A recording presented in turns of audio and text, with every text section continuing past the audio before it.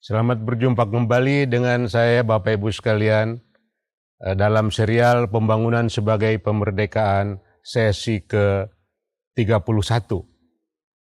Pada sesi ke-30, saya menyampaikan suatu gagasan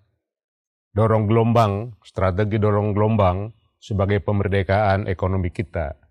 Dengan menyampaikan gagasan kita kembali ke Undang-Undang Dasar 45, yaitu mengamalkan korporasi dalam bentuk koperasi.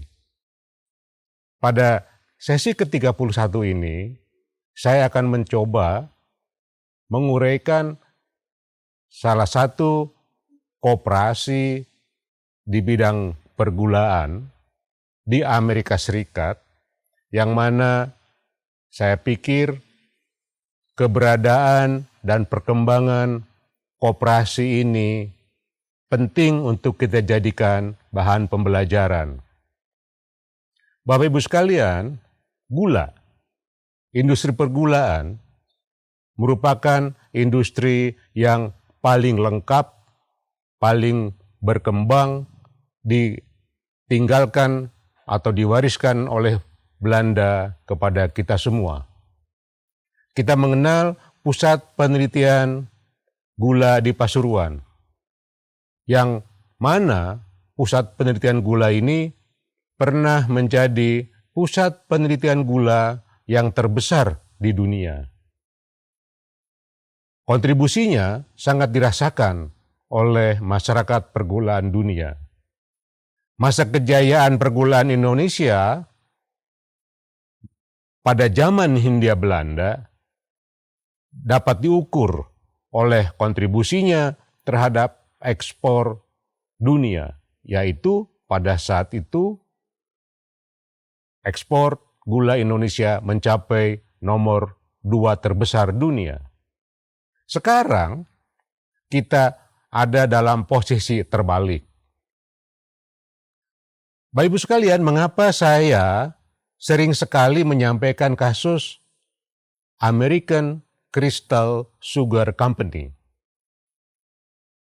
American Crystal Sugar Company ini merupakan sebuah wujud korporasi berbadan koperasi yang ada di North Dakota dan Minnesota.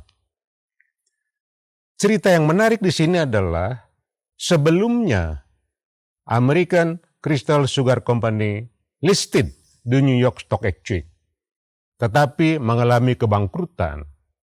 Pada tahun 1973, American Crystal Sugar Company yang listed di New York Stock Exchange dibeli oleh koperasi dari asosiasi petani yang berada di wilayah kerja American Crystal Sugar Company ini, dipimpin oleh Aldrich Blomquist.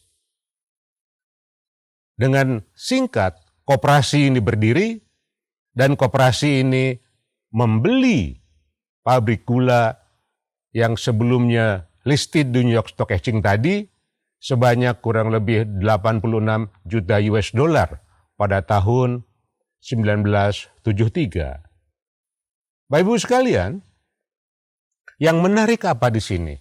Cerita ini, yaitu dorong gelombang lewat partisipasi para petani gula bit di sana telah menjadi solusi dari kebangkrutan suatu korporasi besar yang sudah listed di New York Stock Exchange. Terus terang saja, spirit yang digambarkan oleh American Crystal Sugar Company penting menjadi pembelajaran bagi kita, yang mana model atau struktur yang kalau kita bandingkan dengan industri gula di Jawa, itu mirip. Yaitu keberadaan suplai bahan baku tebu yang datang dari para petani. Model ini juga ada di Thailand. 100% suplai tebu datang dari petani. Pertanyaannya, mengapa di Thailand sukses model dorong gelombang di mana petani bekerja, atau di American Crystal Sugar Company ini lebih advance lagi karena industrinya dimiliki oleh para petani melalui asosiasi sugar beet di sana. Tetapi mengapa di kita malahan yang tadinya industri gula kita sudah bergerak ke atas dengan tren dari 1,49 juta ton pada tahun 98 menjadi kurang lebih 2,6 juta ton pada tahun 2008, 10 tahun itu, sekarang kembali lagi mendekati posisi tahun 98. Apa yang salah dalam desain korporasi kita? Oleh karena itu, saya ingin menyampaikan pada kesempatan sesi 31 ini, mari kita lihat koperasi sebagai model pemerdekaan ekonomi, khususnya yang bisa melibatkan partisipasi seluruh elemen produsen, dalam hal ini petani misalnya. Kita bisa belajar dari banyak negara mengenai hal ini, dan mudah-mudahan kita bisa diberikan suatu sifat dan sikap objectivity atau objektivitas, bukan presumptive judgment bahwa the best solusi misalnya private company. Korporasi berupa koperasi juga bagian dari private company. Cuman sekarang berbeda dalam partisipasi rakyat dalam kepemilikannya. Demikian uraian saya pada sesi ke-31 ini, mengangkat kembali koperasi sebagai alternatif pemerdekaan ekonomi Indonesia pada waktu yang akan datang. Terima kasih atas perhatian Bapak Ibu sekalian.